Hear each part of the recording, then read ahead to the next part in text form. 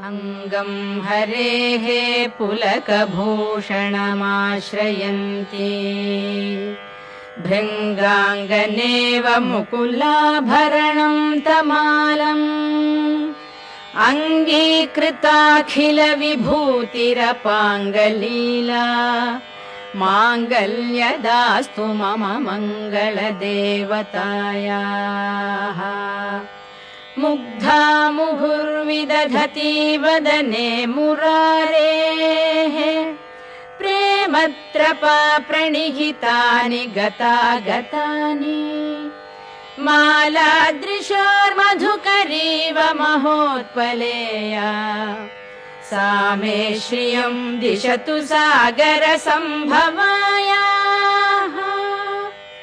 आमीलिताक्षम् अधिगम्य मुदा मुकुन्दम् आनन्दकन्दमनिमेषम् अनङ्गतन्त्रम् आकेकरस्थितकनीनिकपक्ष्मनेत्रम्